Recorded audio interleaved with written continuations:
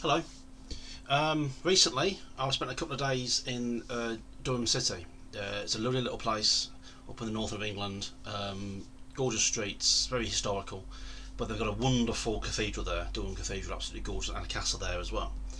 And going to historical sites like that fills me full of inspiration. I get new ideas.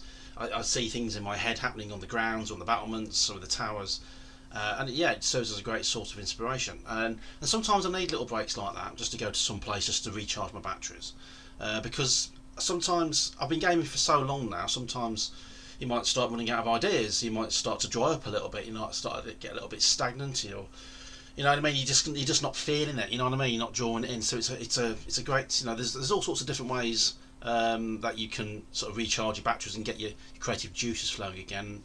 And my preferred way is to go someplace where I can absorb the atmosphere and sort of look up at the huge spires or walk through the deep forests. And I want to see mountains again, Gandalf. You know what I mean? I want to sort of just absorb the atmosphere and just love it again.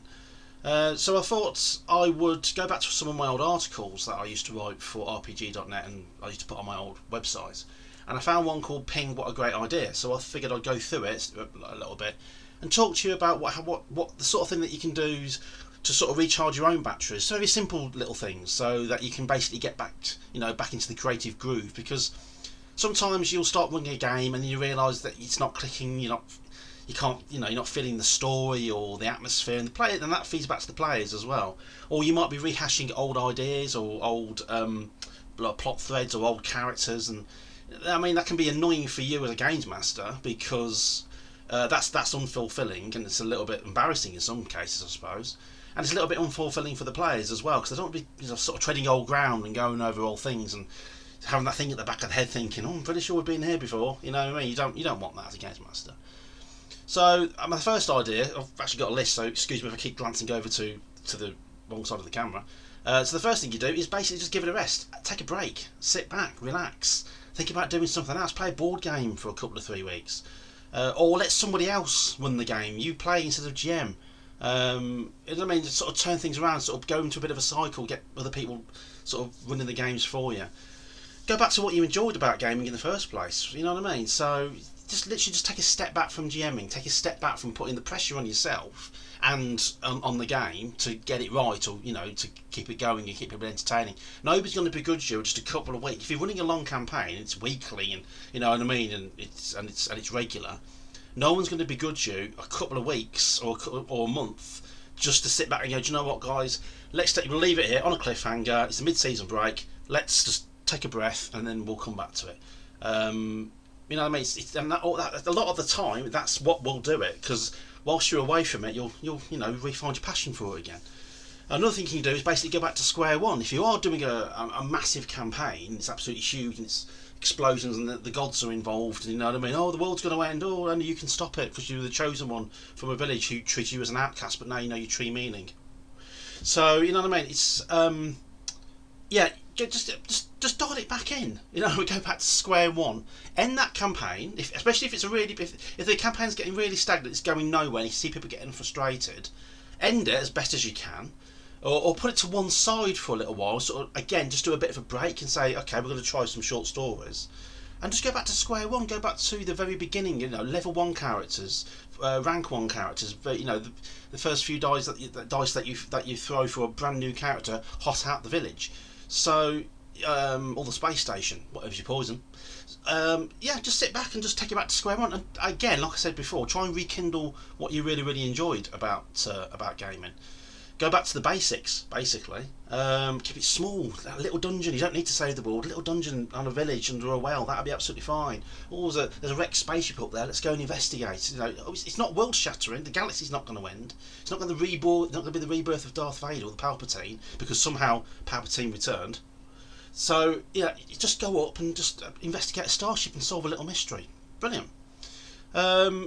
If you've also changed things up, if you've got to a point where you're thinking, God, this is really getting stagnant, change the style of the game. So if you're running a game that's full of adventurers, change it. Set it in just a castle. And all the big things, the way as a comparison, think of Star Trek: The Next Generation. So they're flying around the galaxy, saving lots of people, kissing green women, everybody's having a great time, After 7 years, it was good, but thinking so maybe we should calm things down a little bit. And then Deep Space Nine came along, and so it's set in one location, and then you've got to think of how that location comes together. There's a whole different ways, different approach of running the show. And yeah, fair dues, they did fall back and do a lot more travelling, and then of course you had the Dominion War. Star Trek Deep Space Nine is my favourite Star Trek series. So yeah, just change things up a bit. Change the nature. If you've been playing a bunch, if you've been nicking stuff out of dungeons, change it. Maybe you're the team that go out and stop those people from stealing artifacts, or maybe instead of just being a general starship crew, maybe you're actually the Navy. You're actually part of a larger crew for a larger service. So yeah, just change things up a bit. If you're feeling particularly cheeky, just repeat yourself. Literally, I know I said earlier, don't repeat yourself, but especially if you're gaming in more than one group, just take what you've done for that game and use it in a different one. Simple as that. Just repeat yourself and maybe change it up a bit depending on what game you're playing.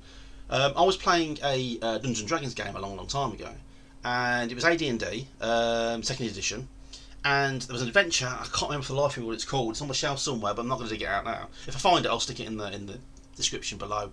I won't. Narrator, I won't. But it was about you probably know this. It's a wizard who was doing experiments on kobolds or the lizards and creating some. It was just a dungeon basically.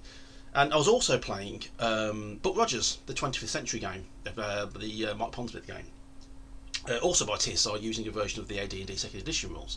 So I just took that adventure, which I was running which I ran on a Sunday night, and then I was running the Buck Rogers game on a Thursday night. I just used the same adventure. So it mixed it all up. Of course, instead of it being a wizard experimenting, it was some mad scientist sort of stuff, experimenting on lizards, creating monsters. It turned a bit of an Aliens kind of game. It was a lot of fun. So yeah, that was great. I really enjoyed that. So yeah, just repeat yourself. Just change things. Grab scenarios from games that you probably wouldn't use and see what inspiration you can take from that. If you really are desperate, just nick stuff. Like literally, if you see a plot or a Team E movie or a series, just take it. Just take the idea and run with it. Change it, of course. You don't want a carbon copy of the Terminator, but or of Aliens, which I'm guilty of. I've got to say actually. But just change it up. Just take the elements of that show and just change it. You can get inspiration from all kinds of different places. You can even watch the news and sort of get information and inspiration from actual real world events. If you open a magazine or a newspaper with all different stories in, I can guarantee there's going to be something in there that's going to get the juices flowing. And just browsing the internet and just literally going to news sites and just having a look to see what's going on in the real world. Go to history. George R.R. Martin, if this is true or not, I'm pretty sure he said it, was inspired by the War of the Roses. And if you read the Game of Thrones or what's going on in there, I can see where that came from, both visually and thematically. And 100%, go to history and just take it. Do you like the Greek gods? Take it. Do you like the anarchy during the Civil War in England and sort of 12th century? Just take it. Just take the elements of what you enjoy the most and just use that.